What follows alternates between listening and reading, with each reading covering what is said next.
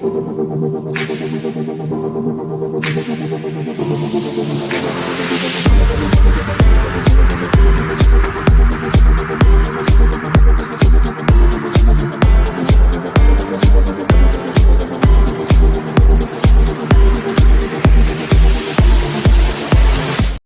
and gentlemen, welcome back to a whole new episode of Full Steam Ahead. I'm your host, Zoe, with my co-host on the other side, Mr. Cantu. How's it going? Terrific Thursday It for sure. terrific Thursday as we're recording this on a Thursday night, and it will Profligate. be the weekend. Yeah, it's a Friday Junior, but hey, TGIF, thank God it's Friday. The weekend is here. The Astros are on the road. They will be taking on the Detroit Tigers this first series, and then following that, they will be going against the Red Sox once again. Um, Episode 123, we're going to title this Damp Socks. Shout out to Angel for doing that one because the Red Sox, I mean, it was up and down this series. I mean, the Astros in the beginning, they looked hot. They didn't look like they missed a beat. I guess that regrouping and that team meeting had gotten everything going for the offense. And first two games looked promising. Then that third game, I mean, and they scored too, but pitching just wasn't there. And then obviously that last game, that 110 start time at Minute Maid Park, it just, I mean, that was very tough to see, especially getting the update. 17-1 was the final score on that. JP France, this guy's been unbelievable all year. Okay, let's get that going. He's not going to pitch every game. He's had quality starts through, consecutively. I think it was 4 or 5. This man, maybe it was just he just gets hit once in a while, and the Red Sox just were hitting off of him. People were trying to figure out if he was tipping his pitches or not. To be honest with you, it just didn't look like him and Yainer Diaz was on the same page. I mean, and just this series, it was up and down. I honestly thought they were going to get the series to win after that third game, but it happens. But Angel, give me that one word to describe this series, man. I would say unexpected. The reason is because the Astros came out firing in those first two games. Like you kind of had a sense that that team meeting that they had prior to the series wasn't full effect. They were serious business. This was a different team, especially against a good Red Sox team. They traded away some key pieces, but they're streakers. They get some hot runs, especially late in October. But then they lose in extras. They let the Red Sox chip away and end up losing it, and that's 17-1 defeat. Maybe it was like a little fatigue on the Astro side. They played late. They finished late and they played early, but I mean, so did the Red Sox. So it's just and the Astros got to get home to their comfortable beds and stuff like that. So it's just advantage should have been the Astros, but it's just JP France didn't have his day. It happens. Baseball is a game of mystery. Sometimes you have a great game, and other days you just feel like that mountain's 90 feet, 60, 100 feet away, right? So it's just it happens. But the thing I noticed, and it happened at least twice, is when the Astros are close to regain being first in the series, there was just a half game back, and a win here could have put them in first place, and just can't do it. I don't know what's going on. It's just when it's time for the Astros to regain the league, it's just the first place in the AL West. It's just I don't know what happens. 'Cause that's twice when they start when they won the series against Rangers, they were close, and it's just they just couldn't finish it. Yeah, I mean, like you said, it's always happened to them when they get a chance to take an opportunity like that to get first place, at least tie for first place in the AL West. Some way, somehow, this team just decides not to do that, and then they go backwards instead of forwards. Their record right now, 72-57, 1.5 game back in the AL West. The Mariners have gone on top of the Astros for that second place in the AL West. Yeah, they're both tied at the moment, but obviously the Seattle Mariners have been, kicking the butts out of the Astros this whole season. So they're going to have that tiebreaker, obviously. But the Rangers are currently playing against the Twins. But before we get started with the shout-outs, I mean, Brian McTaggart had tweeted this before the game had even started on Thursday. He said in the last week, Astros relievers 3.86 ERA and 25 innings pitched and 2/3 have nearly thrown as many innings as the starting rotation. The rotation's ERA 644, and they have pitched 29 innings and a third. And then if you count JP's, that's 29, 30, 31, 32 innings pitched total. Astros starting pitcher got to get it going some way, somehow, because this is not going to. Like I said, if they're starting pitching, if pitching just in general isn't there going into the late part of September, then they're not going to be advancing any stages of that postseason. And honestly, the Astros have been what, six straight ALCSs. So there could be there's a possibility that they might not even reach the ALCS if their pitching continues to go how it's going right now. Yeah, I agree with you. And again, it starts with Christian Javier. I just feel like every time Javier pitches, is like it's one of those like, man, if you can just stream out five, like at least get to five. But that's not where he used to be. Every time Christian Javier came out, it was like, oh, quality start. Oh, 7 innings, high strikeouts. But now it's just like, can he at least make it to 5 innings? And then with some guys not gonna have it their way, like you saw example JV France, he needs to be able to step up a little bit. Like You said Framber's JP Friends got to step up a little bit. no, I meant Javier, no, yeah. What I I was said about to say, is I was like about to defend the stash right there. no, I said it's like just how JP France was today. Mhm. Javier needs to step up because you never know when a pitch is gonna have an off day, like that. So it's just like, and then Framber, when he struggles, he still eats up innings. Verlander, when he struggles, he can still eat up innings. It's just the other guys. I think you said Javier. I'm gonna say Framber that needs to step up. This guy needs to get back into his ace formation that he was in the first half. Because if he doesn't get going, obviously you already have Christian Javier pretty down this whole season. I mean, this guy's barely reaching the 5 inning plateau. He can maybe give you six, but it's like 5 innings and done. With Framber, he has to pitch like an ace. If you could get your 1-2 going, then the possibilities are endless for the next part of the rotation. Either like going to Javier. If Javier could give you 5 or 6, good innings, a quality start with 2 or 3 earned runs, by all means, I'll take that. But it's gonna have to go on Javier. It's gonna have to go on Urquidy. It's gonna have to go on Brown. This after 1-2, if Framber could get going, and he is the Framber that he was in the first half of the season, him and Verlander, I won't be shocked. I wouldn't be kind of like confused like why they're not pitching that well. It has to be 3 through 5 of their rotation. But one more thing before we get going, and this is another tweet by Brian McTaggart. Astros starters have gone 5 innings or fewer in 7 of Houston's last 10 games. Let's make it 8 now since JP France didn't even get through 5 innings.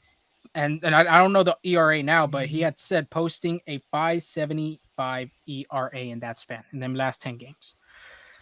Like we said before, Angel, when we had that little regroup and the Vince episode, starting pitching got to step it up because I mean the offense is there. Nine runs the first and second games of that series, and then even the third game. I mean the offense stepped up. They scored early, 4 or 5 runs, I believe. Um, it's just got to be the pitching, man. It's got to be the pitching. Yeah, and like we're talking about playoffs, like like we're saying, they need to step up for October. But the Astros right now on the verge of If they even get yeah, to the playoffs. that's what I was getting at. I was like, right now, since the Mariners are in second place, that means they're second in the wild card. The Astros fall to third. Toronto's only at 1 game back. Yeah, You got Boston 3.5 games back. they're gonna see Boston again too. Yeah. So I mean, as of right now, those are the only two competitors: the Astros, Mariners, Toronto, and Boston fighting for the wild card spots. And right now, the way Seattle is 8-2, like Mhm. they're They're looking hot, good. and then they're playing against KC this weekend at Seattle. Texas is playing at Minnesota, so hopefully Carlos Correa, Christian Vasquez, former Astros, can help their former team out getting some wins for Minnesota because even Minnesota is still going to be trying to get the division and the AL Central. But yeah, I mean I'm glad we don't have to see Adam Duvall either because every time Duvall stepped up to the plate, there was always a home run in each game. He hit 3 home runs of the 4 games at Oh, Minute Maid wow. Park. So glad to see him out. But let's start off with the shout outs, Angel. I think you already got one going. So how about we start off with you? Yeah, JV. You know that we're talking about pitching stepping up, and he did. 6 innings pitch, Yeah. 5 hits, 1 walk, and 9 strikeouts. And this was after Lorenzo's question is, when he was saying that JV hasn't had a good start with the Astros, he said again, "Hold my beer, watch this." Yeah. So this was his first game as an Astro where he doesn't allow a run this season, and his 11th quality start of the season. So if the Astros going to get this version of Justin Verlander every 5 days, now that's great looking forward because again, those innings, he pitches six. That's less time for the bullpen, and it gives the Astros a chance as well to win the game. It does. That was I wouldn't say a vintage. Well, I would say a vintage JV start. And I had said I need Justin Verlander to go at least 7 innings, no run, 1 run ball. And I mean, it was pretty close. 6 innings, 5 hits, no runs. I mean, I'll take it against a good team like the Boston Red Sox. So, yes, a great start to shout out. My my first one, Angel, was going to be Martin Maldonado. I didn't think any way possible, I would say Martin Maldonado being on a shout out because it's been a while since we had him shout out. But he went 4 for 12 this series, 333 batting average, 1 home run, 4 RBIs. He hit his 10th home run of the season, double digits, Angel. He There has you reached go. the double digit mark. His 4 RBIs this season this series against the Boston Red Sox are the most he has registered by any series this season. You could get this plate appearances in this batting type of Martin Maldonado, then this team's going to be really great in the postseason. And if they even get to the postseason, but yeah, shout out to him. And then one more thing before we move on with him, I had the stat right here. I got to give him a shout out for going that inning in pitching because the Astros bullpen, like we've all said, and I believe everybody knows, they're taxed. And we needed somebody to go out there and be like, I'll have him in a shout out in a minute, but Martin Maldonado went out there for his second time in his career to be pitching in a relief role. He went 1 inning, 5 hits, 4 earned runs, 1 walk, giving up 1 home run. His ERA is 36. And not too bad for a position player. Not bad for a position. His first relief appearance though, 0 ERA, but now it's at a 36. I wonder what it is career wise, but yeah, I mean, when the bullpen had been all taxed and everything like that, give this man an opportunity, and and then at the end of the day, they give the machete, a chance. You see, he did like a 42-mile-per-hour curveball. Like it was slow. Nah, I didn't see that. No, it's basically like a little rainbow. It was like the good old Ephus Ifis. pitch. Yeah. And then another shout out, the Bregs, Alex Bregman, 7 for 20. He got 5 at bats in every game, 350 batting average, 2 RBIs, 5 runs. He didn't hit a breaking bomb, but he got on base a lot, and you can see that with those 5 runs. This was Bregman's ninth 3-hit game of the season, and his first, which was accomplished in the first game against Boston. This in this series. Yeah, I think we're not gonna see the Bregman of 2019 version of him. I don't see it any time really. I'll say this though, if you could give me these type of numbers, and I think he's a good 2 hole hitter. I'm pretty sure he'll be in the 2 hole this, coming late September and October, which I think Dusty's been more comfortable now with him being the 2 hole instead of the 4 hole. If you get this type of Bregman, I'm all ears for it because you got Altuve in the leadoff, you'll get Bregman, and then you mix and match with Jordan or Kyle Tucker. So definitely deserving shout out for Mr. A. Briggs. My last shout out, Angel, I had like mentioned a little bit earlier. Brandon Belak. He deserves one. 5 1/3, 6 hits, 3 earned runs, 3 walks, 3 strikeouts. A bullpen that has been taxed. I'm gonna continue saying this because they have been. I mean, I'm pretty sure there's arms that are dead out there right now.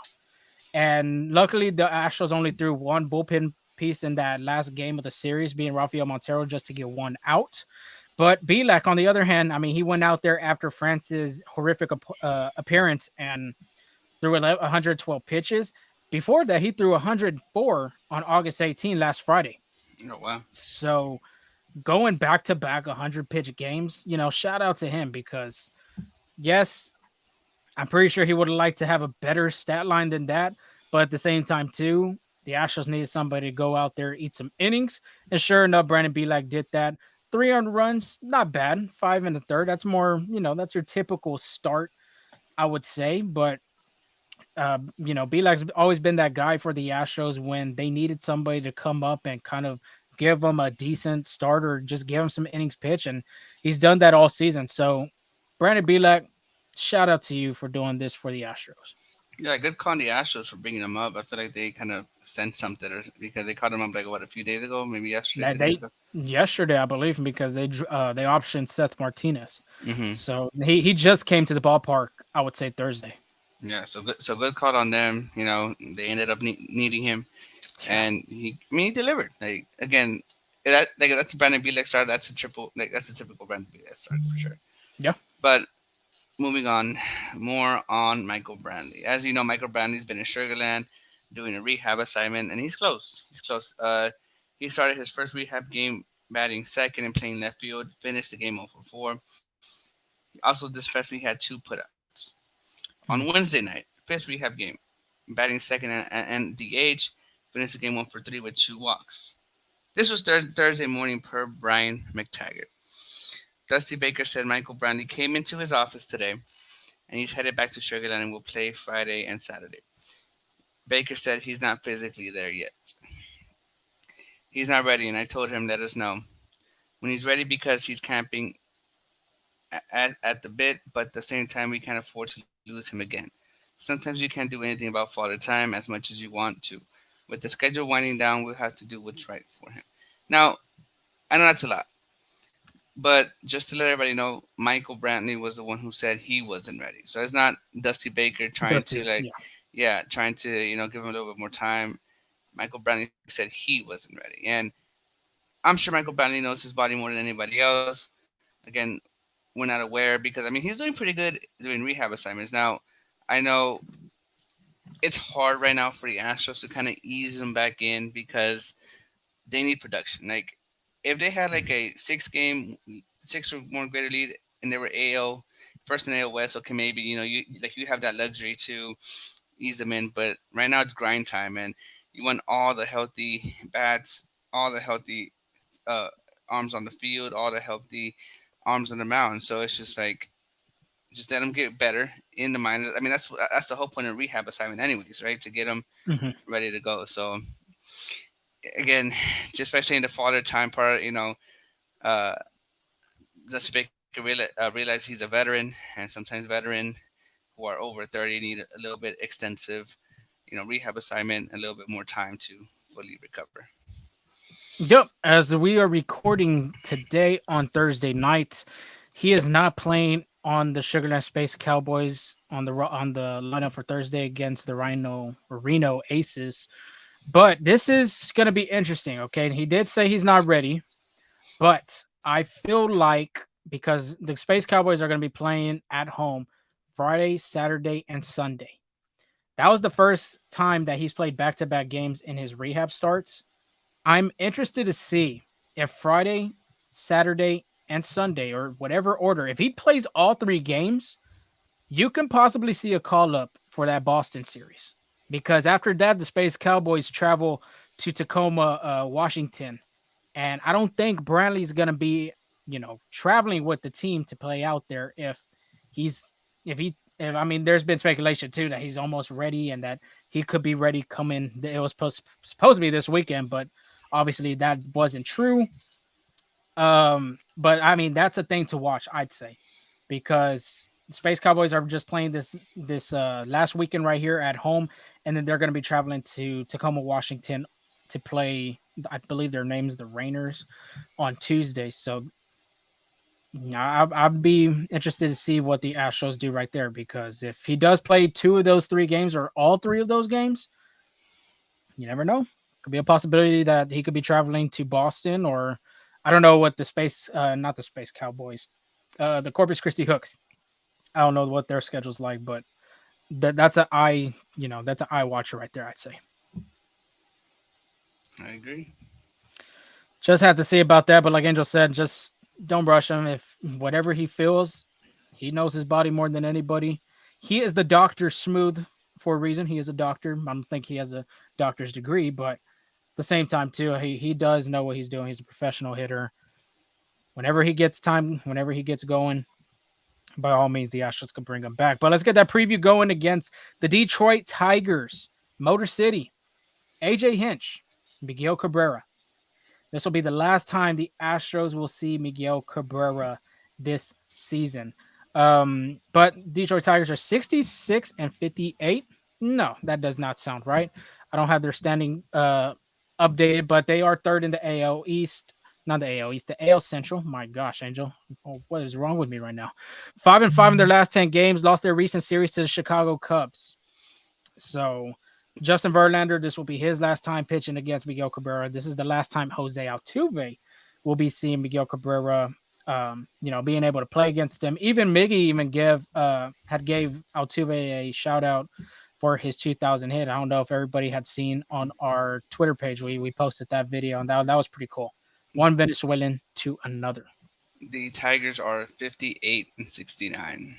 58 and 69. So I had the records kind of flipped. So because I saw that, I was like, there's no way they have a winning percentage right now. So yeah. But let's get that 3-game series going. On Friday night, you have Framber Valdez, 5:40 start time. He is 9-9 with a 3.55 ERA. He will be going against Matt Manning, 5-4 with a 4.31 ERA. The franchise, La Grasa, Framber Valdez. It's been a rough second half for him. After the no-hitter, you can really, if you really take out that no-hitter, it's been rough. It's been one of the most roughest patches we've seen Framber deal with probably since 2021 in that postseason, or just even in the regular season as well. But Framber's last outing versus Seattle, 5 innings, 10 hits, 6 earned runs, 2 walks, 5 strikeouts. His last start versus Detroit this year, he picked up the loss, but he did go 7 innings and gave up 8 hits, 3 runs, 2 of them being earned, 1 walk, 9 strikeouts. That game sounds like a game that the Astros offense was not going. And if everybody knows, the offense in the beginning of the season is kind of hard to get going too, as the Astros are a slow team in the beginning of each season. But on the other hand, you got Matt Manning, his last outing versus Cleveland, 6 innings, 5 hits, 2 runs, 1 of them being earned, 1 walk, 2 strikeouts. His last start versus Houston did decent. 5 2/3, 6 hits, 2 earned runs, 2 walks, 4 strikeouts. He did give up a home run, and that was to the King Kyle Tucker.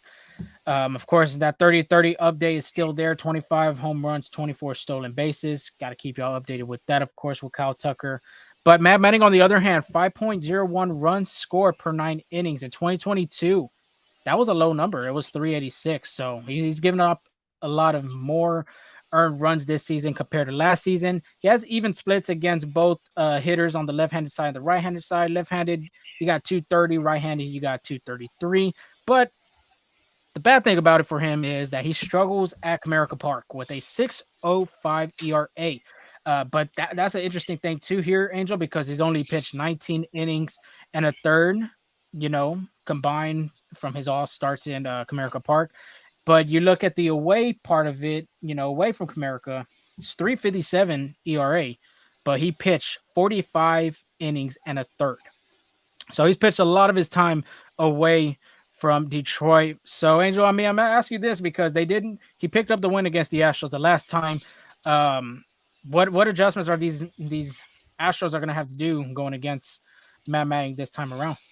Well, like you said, he did play decent, but the Astros, but they got to him pretty good as well. Like how Tucker did too. Against the Astros, his last start, he did throw 47 fastballs, 24 sliders, 3 changeups, and 15 curveballs. Now, that was like the first series, like his first outing in that season in 2023.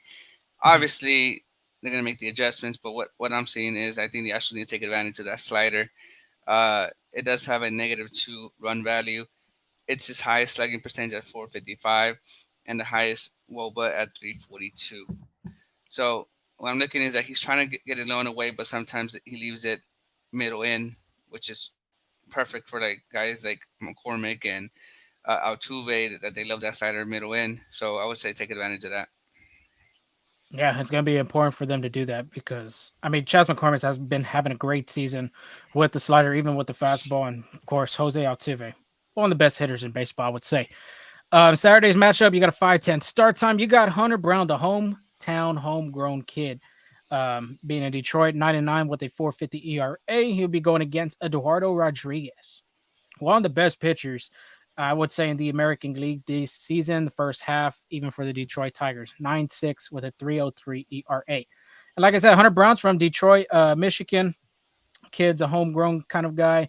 Pretty sure there's going to be a lot of family and friends out there to watch him pitch. But his last outing versus Seattle was very rough, like with a capital R, rough.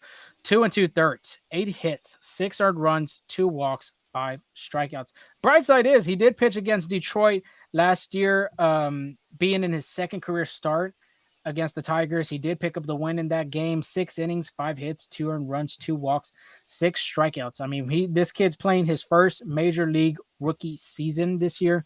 I expect a better pitching stat than he did against the Seattle Mariners. Maybe a possibility a better stat than that Detroit game he did last year. So hopefully he does, especially with his friends and family in attendance. But you got Eduardo Rodriguez, and I think the Astros have seen this guy a lot through his time with Boston and now with the Detroit Tigers. His last outing versus Cleveland, 6 2/3, 4 hits, 1 earned run, 1 walk, 6 strikeouts. His last start versus Houston, the Astros did get to him, and the Astros offense have been doing a better job there in his last 2 starts. But the start this year against Houston, 4 2/3, 6 hits, 4 earned runs, 2 walks, 1 strikeout. If you're an Astros fan, you don't want to hear this part, though. I mean, he's having a great month of August. He only had one tough game, and that was against the Boston Red Sox. Other than that, 3-1, 3.28 ERA. With him, you got to put pressure on him. You have to find a way to put pressure on this guy, just like how they did the first 2 games against the Red Sox. When Rodriguez doesn't have anybody on the base, the opponent batting average is a 196. When there are men on base, you could have a guy on first. You could just have a guy anywhere on the diamond, besides home plate, obviously. He has a 288 opponent batting average, and it just gets worse when runners in scoring position.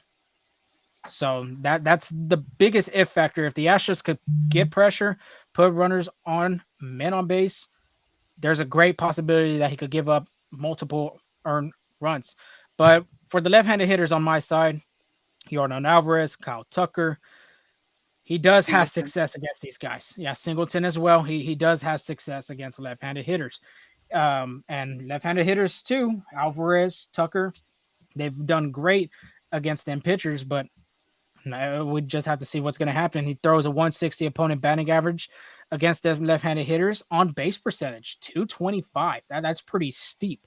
And Awoba, 224. So he's done really well against left-handed hitters this year. Maybe and with the Astros hitters like Tucker and Alvarez, they've done great against left-handed pitching. So something has to give on Saturday night. No, yeah, and I just want to go back on Brown. I know he struggled against Seattle, and something I did see is I feel like the Seattle Mariners knew when it was a fastball, it was going to be in the zone, and because he was trying to beat him with it, so they were able to take advantage of that. And the off speed, they knew it was not going to be non-competitive. They knew they were going to throw it for them to chase. I'm looking at his stats right now. He only threw 6 off-speed pitches in the zone. And those were, he missed high, he missed middle in 4 times, and then he barely got one low and away in the corner. Everything else were non-competitive off-speed pitches. So I think if he wants to turn things around, that is one thing he needs to do, make his off-speed pitches more competitive. I know the point of an off-speed pitch is to get him to chase, to try to nibble the corner. But when they're missing way too much, or when they're missing way to the side, it's just the batter knows right away it's gonna be a ball. So I was maybe tighten it up a little bit so he can get those chases. Yeah, could be the mechanics, the arm slot, of course too, your stride, things like that. That can affect a pitcher. But like you were saying too, I mean, the command of his off speed, that's going to be very important, because if he doesn't have that command, it's going to be Christian Javier. I mean, that's a prime example of when he doesn't have his off speed going, it's going to be a long night and it's going to be a short leash for that starting pitcher. So yeah, great point that you put on Hunter Brown. So, but for Sunday series finale, you got Justin Verlander, 12:40 start time. He is 9-6 with a 3.19 ERA. He will be going against Alex Fido, 2-4 with a 4.91 ERA. Justin Verlander knows the home of Detroit. Obviously, he had spent a good amount of time there in Detroit before he got traded to Houston. I believe he had spent about 8 years in a Tigers uniform. I'm pretty sure there's lots of fond memories being in Detroit. But his last outing versus Boston Angel, you said his stats, they were really great. That's the Verlander that the Astros need, and I'm pretty sure that's what they're hoping for his next outing. And for JV, on the other hand, this is a bounce back start against the Tigers because he's already faced them earlier in the year when he was with the Mets. He did receive a loss in that game. He went 5 innings, 5 hits, 2 earned runs, 1 walk, 5 strikeouts. But I just want to say this. Since returning to Houston, he has been doing a better job of the zone. 3-1 with a 3.38 ERA. He has an 8.3 strikeout rate per 9 innings. That's K per nine. Better than what he was with the Mets. He was very vocal about it too, that with the Astros, he knew like when he came back, he felt like he wasn't himself, basically when he was with the Mets. Now that he's back in Houston, he's looking at some mechanics. And I think that's been one of the biggest things why he came back to Houston is because the pitching staff knows him. Josh Miller knows him. Stats wise and the what the technology has for the Astros has helped the players through this organization. Let's just go and say that because Charlie Morton, Garrett Cole, I mean, we've had great pitchers in an Astros uniform. Obviously, they went signing somewhere else, but with JV, I mean, he's been very vocal about being in Houston and talking about what makes him. What makes him come back and what makes this organization so unique. So I just want to say that 3-1 with a 3.38 ERA. It's looking very good for Justin Verlander being back in a Houston uniform. Tigers, on the other hand, they got Fido. His last outing versus Chicago Angels, 6 innings, 3 hits, 4 runs, 2 of them being earned, 2 walks, 4 strikeouts. I've never heard of this guy in my life. He's been with the Tigers since 2016. He was a first rounder, 17th pick overall. Has never faced the Astros. Surprisingly, you'd be shocked because 2016 you were drafted. You'd expect 2019 you'd be in the pros, but I'm not too familiar with his career wise. But 3 starts in August. He's done a really great job for the Tigers. 2.87 ERA. He holds an opponent batting average of 143. He does carry a 5.65 ERA home. He has given up 28 hits total, 23 earned runs total, and allowing 7 home runs. The most being at home than being away from Comerica Park. And this guy only has 3 pitches, Angel. You'd be shocked because when we talk about pitch arsenal, we're almost listing a whole book of 4 to 8 pitches. But this guy only has 3. 4-seamer and slider are going to be the number 2 counterpunch, 1-2 punch right there. 4-seam fastball. Throws it 49% of the time, 92, 94 average miles per hour. I mean, it has a great percentile being 84. Likes to be throwing it mid to low of the outside corner. Then with the slider, this is put away pitch. 37.2% of the time, 82 to 84 average miles per hour. The most strikeouts out of those 3 is from the slider being 24. He has a 2,600 spin rate. That is a pretty good RPMs from a pitcher, especially when you have that number like that. That's a great spin rate. 40.1 whiff percentage, and he throws that slider low, mid, outside. So if you're right-handed hitter, low to mid outside, left-handed hitter, low and in. To you guys, but change up, he hardly throws it 13.8% of the time, but we'll still tell you the average velocity on that being 85 to 86. Great opportunity, Angel. I mean, we always say this all the time. We always say these games are great opportunities to bounce back. We said that about the Boston series. We even said it before that Boston to the Mariners series. They lost the first series at home against the Detroit Tigers. That was early April. They got to find a way because Seattle and Texas right now, them are the top 2 teams in the division. Obviously, even in the AL wild card, you can say. But the thing that's going to help the Astros, regarding this series, I'm thinking of the future. The Rangers and the Mariners had to play each other 7 out of the last 10 games of the season. Oh, wow. Yeah, 7 of the last 10 games. If the Astros can win some of these series games and not drop a lot of these series, because if you look at September, if we take away the Boston and the Detroit, um, series away from Minute Maid Park, they play New York, they play Texas, San Diego, Oakland, KC, Baltimore, KC again, Seattle, Arizona. It's gonna be a dogfight, I would say. And if they can't find a way to win some of these series, then and I mean there could be a great possibility that these guys don't make it to the postseason. But it starts right here in this series against the Detroit Tigers. They don't have a good winning percentage. They don't have a good record. Fido, I mean, yes, he's pitched pretty good. The Astros have seen Eduardo Rodriguez a bunch of times. Matt Manning, I'm pretty sure they're going to make a bunch of adjustments from that start. So opportunities there, Angel. It's just for the Astros, they got to go over there and take it away. Yeah, there's no more excuses now. I think, like we said prior to the Red Sox game, like every series is a must-win series, and the Astros almost had it. It's unfortunate they split the series, right? But the other side's not gonna make it easy. The Astros just need to regroup again and just have at Yeah. it. But that's enough of the preview. Let's move on to our offensive pitching MVPs and hot takes. I went 2 for 3 last week. Bregman, Verlander got me the two, and then Astros starting pitching will have a lower ERA than the Red Sox starting pitching. It would have been close, but then just a bombshell by JP France. But it's all good. I knew it was this year. I wasn't to pick Hunter Brown, but you beat me to it. So let me go with the other Detroit star, Justin Verlander, as my pitching MVP. I Okay. think he goes quality start, maybe 7 innings in that start. So yeah, he's my pitching MVP, and then my offensive MVP with Miguel Cabrera there in his hometown. Say Jose Altuve will have a great game. I know they those two whenever they link up, it's all fun, in games with them. But I think Altuve does a little motivation that I outperformed Miguel Cabrera or something.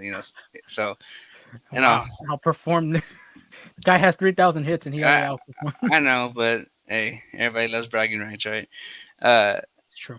and then my hot take is the Astros will score more than 4 runs in each game this series. So I think that's a great one right there. Your hot take because the Astros, I mean, the offense have been doing great lately. Obviously, that last game wasn't there, but I mean, they've been having almost 10, double-digit hits each game. They had yeah, 9 hits, I believe, the last game or the second to no last 10. game. So, oh, they had 10 all these games. Oh, they had 10 the last Thursday's game. I think the second to last one they had 9. No, they Mm. had double digits. So double digits through that series. So yeah, that's a great one. And then Altuve too. Altuve didn't get to see them the first time around, so he could be the spark plug of that offense. And like we said before, he is the table setter. But mine, I went. I mean, what would you say? I had Jordan Alvarez, Christian Javier, and Astros take 3 from Boston. That's like an 0 Um, and 3 right there. I don't yeah, I don't even think did Javier. Did he go 4 2/3 He went or 5? 4 2/3, if I'm not mistaken. Let me double check. When You did he double pitch? check. You double check, and I'll It was that start going with. Tuesday game, right? No, I'm not 100% sure. I'll go 0 for 3 on that. I deserve it because that was just a bad one um, for me. But it's a new series. It's the weekend. four. He went 5 actually. He actually got the win. Okay, well, give me the point. 1 for 3. We'll take it. 333 batting average here. But it's a new week, like I said. Beers on ice. Fans, it's the weekend, Angel. Let's have a weekend, right? So I'm gonna start off again. I'm gonna say Jordan Alvarez again. Can Jordan Alvarez please give me a point for this coming, whenever we do the next recap? Because the first game, obviously, he did good actually, but the other two games, due to jamming his finger on the door, it really don't count. So I have Jordan as the offensive MVP. Hunter Brown, like you said, you already gave away my pitching MVP. I'm gonna go with him, the hometown kid. I think there's a sense of urgency and kind of like, okay, I'm back in my hometown. I got to put a good performance in front of my family and my friends. So yeah, I'm gonna go Hunter Brown this one. Plus, he does need a bounce back start. Hot take: Astros starters will pitch 6+ innings, but 2 of them will have 7. Do you want to take a guess what 2 I'm gonna go with? Say the Aces or something. Got to go with the Aces. Framber Valdez and Justin Verlander will have 7 innings of baseball for the Astros starting rotation. Well, this series really, because I mean the bullpen needs to be kind of held on for a little because they're going to be playing the Red Sox again. So yeah, I mean this is the offensive pitching and hot take. Okay, I like your hot take because again, hopefully it comes true because the Astros definitely need it. They need quality starts all around the board. But our over and unders again, we've been competing pretty rigorously. Which I'm at 28. I'm at 29. I feel like the Astros right now. Every time I come close as oh, I just scooch the pooch and drop down 2 or 3 uh, You, games you, on that you, one. you did pick up two on this one.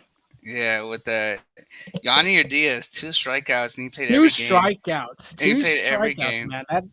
Hey, he had his Todd Callis said he had his first walk since July 16. Oh wow. So that's how you know this guy's a free swinger. Yeah, Swinger. the definition of free. Now this got me thinking. Who's more of a free swinger, Altuve when he was younger, or Yanni or Diaz? Yainer Diaz. That's a different. Come on, Jose Altuve was hitting over 300 as a young guy playing in them Two 2014, Yanni 2015. Diaz batting 286.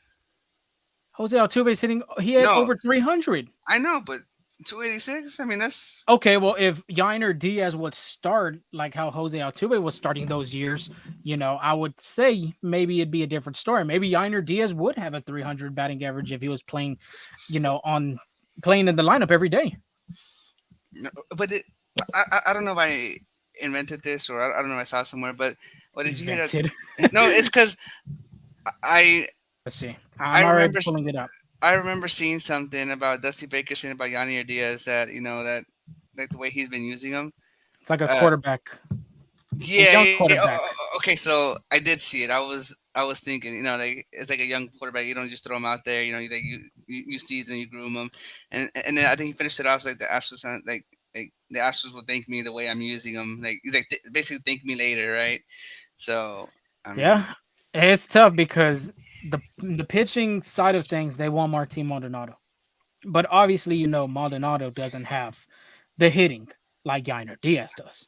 no, but the pass balls by Maldi have been a problem. Like Even the framing, his framing yeah, is a negative. yeah. It's bad this year. So I mean, if anything, if they want Marty to call the game, just do the old school. Just have him look at the signs and Tiani ideas or something. But I don't know. I don't It'll really be care. interesting what's going to happen. Like I said, if the Astros make the postseason, it's going to be very interesting to see what's going to happen for Brantley. It's going to be interesting to see what Diaz. But real quick, I got the batting average. So if you take away those 3 years, well, take away the first year, Altuve was batting 276, and he barely was getting called up. He played 57 games. But 2012, he was an all star. He was hitting 290, 147 games. 2013, 283, 152. And then after that, I mean, he went bonkers on the batting average 341, 313, 338, 346, 316, 298. And that's impressive. I could give the benefit of the doubt for him being a free swinger, but Yainer Diaz is a different free swinger. This man, okay, now you got me to the walks now. 40 walks, 32 walks, 36 walks. That's not a lot in a 162 game It's not. series. It's not, but I mean, think about the hits 167, 177, I get that. 225. No, but the way Yanni Diaz is able, okay. Sometimes Yanni Diaz does make me mad. It's like what type of swing is that, right? But for most time, it's like, did you see that slider? He just took the other way, and Yeah. like he just had to get deep, right? Mhm. Like I forgot who was pitching. Oh, Chris Sale. Like, and that's a backdoor slider. He's just like, you know what? Just let me hit it the other way. So I mean, that was an impressive swing for me. Like, having the ability to stay back, keep the hands back, and just, yeah, like as much of a free swing, I think that's a characteristic of a free swinger, be able to adjust to every pitch. Oh Yeah. yeah, but all right, let's get back to it. Over under. Over and unders. So I think this. I think I already know the answer to this one, but I had put it before. I thought we were talking about. So it says, does Verlander have a repeat in his great performance with 7 or more innings against his former team? Against Boston, 6 innings pitched. Miami, 5 innings pitched, and Angels, 6 innings pitched. What do you say? Over. I'm going over. They need to Over. start.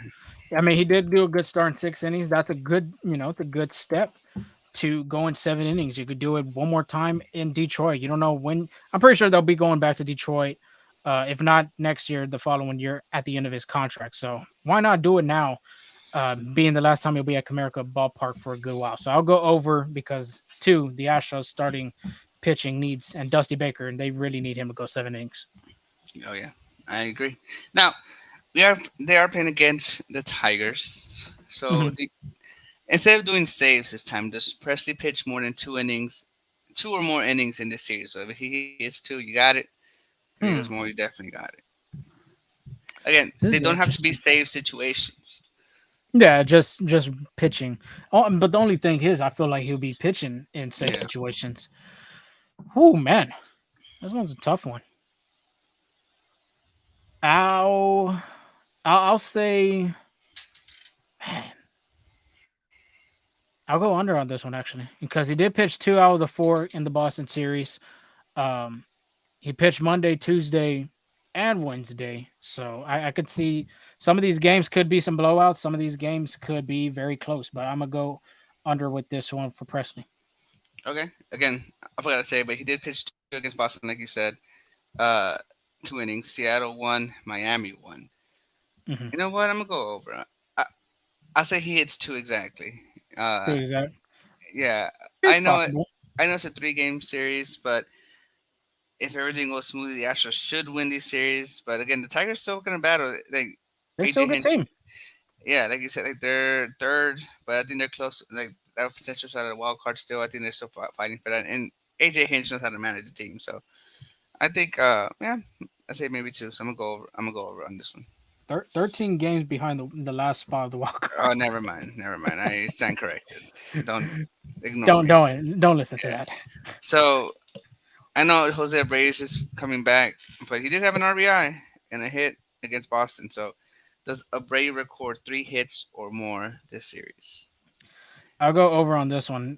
He needs to get going. I think I was shocked not to see him in the lineup on Thursday, but taking things slow, I guess you could say. But he does need to get going for this offense. If he could find a way to get going, this team could be dangerous. So I got to go over with this one for Pito. I think he could get back to himself. Plus, he did play in the AL Central for so many years with the White Sox, so I think he does have a good understanding of this team. Yeah, that's what I was gonna say. Because I know you were saying about his going, so my thing was gonna be like he's played in Comerica Park against the White Sox. He feels, I bet, I'm sure he's comfortable. You know, it's not a Mhm. new ballpark, so I'm gonna go over as well. Nice. Now, last one. I'm gonna go with Jeremy Pena. I feel like we haven't talked about Jeremy Pena in a while. So, does Jeremy Pena record more than 4 hits? So, yeah, 5 against Boston. That was a 4 game set though. Two Mhm. against Seattle. That was a 3 game, and then 3 against Miami. That was a 3 game as well. I'm going to go over. He's been hitting the ball. He's been seeing the ball very well lately. Um, this past last couple games, the last 15 games, he's hitting 321. The last 7 games, he's hitting 280. And he's striking out a little bit less. Out of those 25 at bats in his last 7 games, he's only striking out twice, 2 times. So he's starting to see the ball a little bit better. His August split so far is 303. His best batting average this season is in August. So I'll go over with 4 hits because I think he's going to be another X factor to get going for this team. Dang, you actually came prepared with all those stats. It got me I looking like, thought about it. I was like, you know what? I got to come prepared with Pena because, of course, like you said, we haven't had a Pena over under in a while. So, yeah, that was a good one. dang, I don't know now. You're gonna say under, right? I'm thinking about it. I'm thinking about it. Oh shoot. You know what? You know what? I'd say one of these games might be a blowout or high scoring game for the Astros. So I'm gonna go over on this one again. I'm playing this safe on this one. They're playing safe. So there's only one of them being the tiebreaker. Or not really the tiebreaker. We'll be tied, or I'll just gain another a little bit of ground Yeah. on you. And that is the Ryan Presley one. So yeah, I mean some good over under questions. You let us know what y'all think. If y'all see the episode or listen to the episode. But of course, listen to our episodes at Full Steam Ahead on our podcast platforms, Google, Spotify, Apple. You know where to get us. Find us a rate. Well, not find us, but give us a rate. Leave us a review. Leave us some comments on one of our videos if you think it's good. Give us a thumbs up. So really appreciate the feedback. But follow us at Full Steam Ahead on Twitter or X, whatever you want to call it. I might have to update that logo if they even have it. Angel, shoot. They do. Shout out to Elon Musk for doing that. Gosh. TikTok as well. Follow us on there. Instagram, FSA, Full Steam Ahead, and Threads. Don't be afraid to continue to look on our Threads. We're still on there as well. But Andrew, you got anything else before we sign off? No, just thank you for listening and thank you for sticking to us. It's been a long season. I know the Astros are, fighting for a division crown, but we're also fighting for views and stuff. So thank you for those who support us 100%. Yeah, like he said, I mean, we're views and downloads and plays have been doing really good for us lately. So we really appreciate everybody that's been listening to us through the regular season, even from last year, but new followers as well. Thank you for, coming in and listening to us and hearing our thoughts on the Astros. And of course, with the previews now, I'm pretty sure there's not a lot of a podcast that will give you the full pitching matchups going in, but until then, we will give you the recap of that Tiger series. We'll see if it ends up in an Astros dub series or an Astros L series. But until then, we will talk to y'all later. Have a great and safe weekend, and go Stros. Go Astros.